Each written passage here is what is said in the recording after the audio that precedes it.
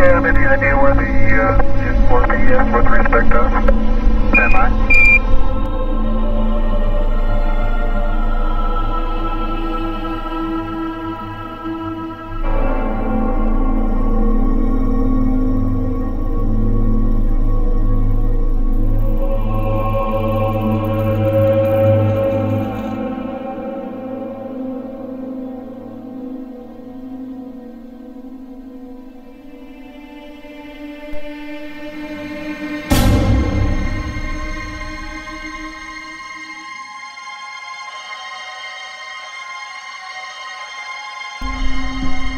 There was something out there that was close enough to be observed, and what could it be?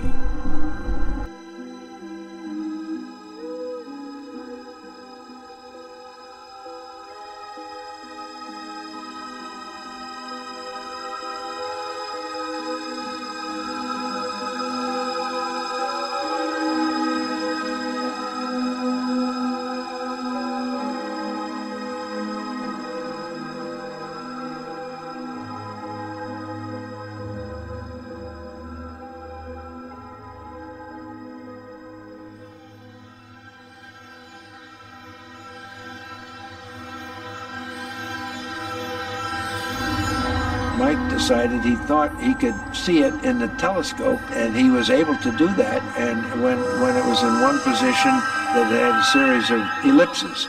But when you made it real sharp, it was sort of L-shaped. That didn't tell us very much. NASA knew very little about the object reported by the Apollo 11 crew.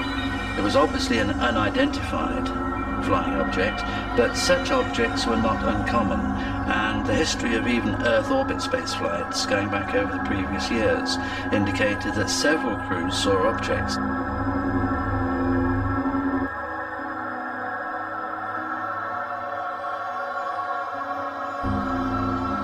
Now, obviously, the three of us were not going to blurt out, "Hey, Houston, we got something moving alongside of us, and we don't know what it is. You know, can you tell us what it is?" We weren't about to do that, because we know that those transmissions would be heard by all sorts of people, and who knows what somebody would have demanded that we turn back because of aliens or whatever the reason is. So we didn't do that, but we did decide we just cautiously ask Houston, how far away was the S4B?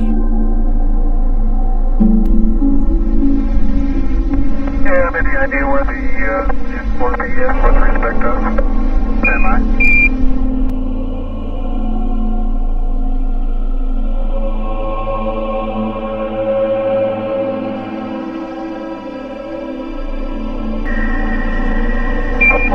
Houston, the N4B is about 6,000 nautical miles from you now, over.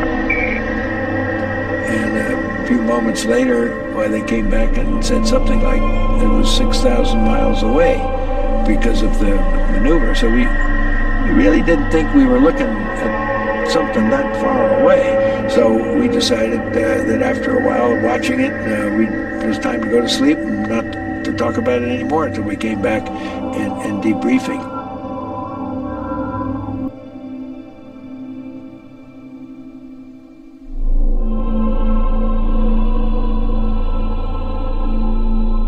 Possibility that you might encounter aliens in space has to be considered in a very sensible and positive and realistic way.